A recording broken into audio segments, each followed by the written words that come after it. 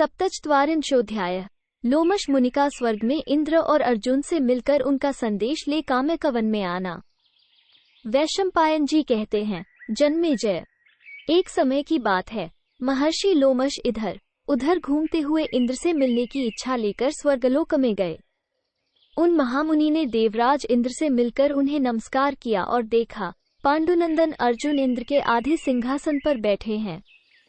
तदनंतर इंद्र की आज्ञा से एक उत्तम सिंहासन पर, जहां ऊपर कुश का आसन बिछा हुआ था, महर्षियों से पूजित द्विजव लोमश जी बैठे।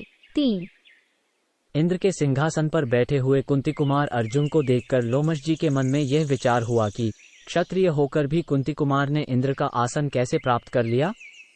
4 इनका पुण्य कर्म क्या है? इन्होंने किन किन लोकों पर विजय पाई है? किस पुण्य के प्रभाव से इन्होंने ये देववंदित स्थान प्राप्त किया है? 5 लोमश मुनि के संकल्प को जानकर वृत्रहंता शचीपति इंद्र ने हंसते हुए उनसे कहा। 6 ब्रह्मशे, आपके मन में जो प्रश्न उठा है उसका समाधान कर रहा हूँ, सुनिए। ये अर्जुन मानव योनि में उत्पन्न हुए केवल मरणधर्मा मनुष्य नहीं है। 7 महर्षे, ये महाबाहु धनंजय कुंती के गर्भ से उत्पन्न हुए मेरे पुत्र हैं और कुछ कारणवश अस्त्र विद्या सीखने के लिए यहाँ आए हैं। आश्चर्य है कि आप इन पुरातन ऋषित्व को नहीं जानते हैं। ब्रह्म, इनका जो स्वरूप है और इनके अवतार ग्रहण का जो कारण है, वो सब मैं बता रहा हूँ। आप मेरे मुंह से ये सब सुनिए। 8 9 नर नारायण नाम से प्रसिद्ध जो पुरातन मुनीश्वर हैं, वे ही श्री कृष्ण और अर्जुन के रूप में अवतीर्ण हुए हैं, ये बात आप जान ले। 10 तीनों लोकों में विख्यात नर नारायण ऋषि ही देवताओं का कार्य सिद्ध करने के लिए पुण्य के आधार रूप भूतल पर अवतीर्ण हुए हैं। 11 देवता अथवा महात्मा महर्षि भी जिसे देखने में समर्थ नहीं, वह बद्री नाम से विख्यात पुण्यतीर्थ इनका आश्रम है।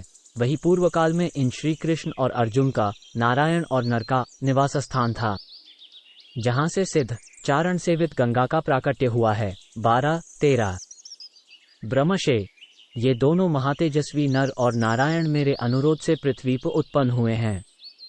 इनकी शक्ति महान है, ये दोनों इस पृथ्वी का भार उतारेंगे। 14 इन दिनों निवात कवच नाम से प्रसिद्ध कुछ असुरगण बड़े उद्दंड हो रहे हैं।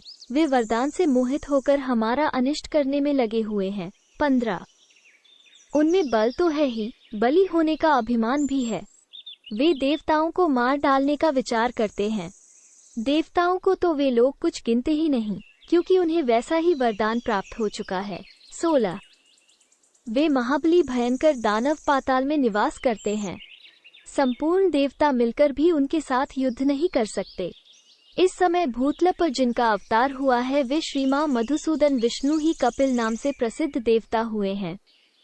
वे ही भगवान अपराजित हरि हैं। 17 18 महर्षे, पूर्व काल में रसातल को खोदने वाले सगर के महामना पुत्र उन्हीं कपिल की दृष्टिमात्र पड़ने से भस्म हो गए थे। 19 द्विज श्रेष्ठ, वे भगवान श्रीहरि हमारा महान कार्य सिद्ध कर सकते हैं। कुंती कुमार अर्जुन से भी हमारा कार्य सिद्ध हो सकता है।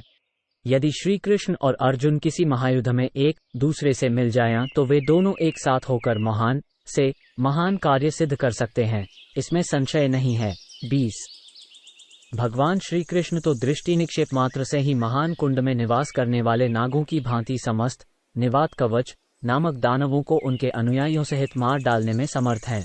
21 परंतु किसी छोटे कार्य के लिए भगवान मधुसूदन को सूचना देनी उचित नहीं जान पड़ती। वे तेज के महान राशि हैं, यदि प्रज्वलित हों तो संपूर्ण को भस्म कर सकते हैं। 22 ये शूरवीर अर्जुन अकेले ही उन समस्त निवात कवचों का संहार करने में समर्थ हैं। उन सबको युद्ध में मारकर ये फिर मनुष्य लोक को लौट जाएंगे। 23 मुने, आप मेरे अनुरोध से कृपया भूलोक में जाइए और काम्यकवन में निवास करने वाले युधिष्ठिर से मिलिए। 24 वे बड़े धर्मात्मा और सत्य प्रतिज्ञ हैं, उनसे मेरा ये संदेश कहिएगा। राजन, आप अर्जुन के वापस लौटने के विषय में उत्कंठित न हों, वे अस्त्र विद्या सीखकर शीघ्र ही लौट आएंगे। 25 जिसका बाहुबल पूर्ण अस्त्र शिक्षा के अभाव से त्रुटिपूर्ण हो तथा जिसने अस्त्र विद्या का पूर्ण ज्ञान न प्राप्त किया हो, वो युद्ध में भीष्म, द्रोण आदि का सामना नहीं कर सकता। 26 महाबाहु महामना अर्जुन अस्त्र विद्या की पूरी शिक्षा पा चुके हैं। वे दिव्य नृत्य, वाद्य एवं गीत की कला में भी पारंगत हो गए हैं। 27 मनुजेश्वर शत्रुघ्न, आप भी अपने सभी भाइयों के साथ पवित्र तीर्थों का दर्शन कीजिए। राजेंद्र, पुण्य तीर्थों में स्नान करके पाप ताप से रहित हो सुखी एवं निष्कलंक जीवन बिताते हुए आप राज्य भोग करेंगे। द्विजश्रेष्ठ, आप भी भूतलप विचरने वाले राजा युधिष्ठिर की रक्षा करते रहें, क्योंकि आप तपोबल से संपन्न हैं। 30 पर्वतों के दुर्गम स्थानों में तथा ऊंची नीची भूमियों में भयंकर राक्षस निवास करते हैं, उनसे आप भाइयों सहित युधिष्ठिर की रक्षा कीजिएगा। 31 महेंद्र के ऐसा कहने पर अर्जुन ने भी विनीत होकर लोमश मुनि से कहा, मुने, पांडुनंदन युधिष्ठिर की भाइयों सहित रक्षा कीजिए। 32 साधु शिरोमणे, महामुने, आपसे सुरक्षित रहकर राजा युधिष्ठिर तीर्थों में भ्रमण करें और दान दें, ऐसी कृपा कीजिए। 33 वैशंपायन जी कहते हैं, जन्मेजय, बहुत अच्छा कहकर महातपस्वी लोमश जी ने उनका अनुरोध मान लिया और काम्य कवन में जाने के लिए भूलोक की ओर प्रस्थान किया। 34 वहां पहुंचकर उन्होंने शत्रुघ्न कुंती कुमार धर्मराज युधिष्ठिर को भाइयों तथा तपस्वी मुनियों से घिरा हुआ देखा। इति श्री महाभारते वन पर्वणि इंद्रलोकाभिगमन पर्वणि लोमशगमने सप्तचत्वारिंशोऽध्याय। 47 इस प्रकार श्री महाभारत वन पर्व के अंतर्गत इंद्रलोकाभिगमन पर्व में लोमशगमन विषयक 47वां अध्याय पूरा हुआ। 47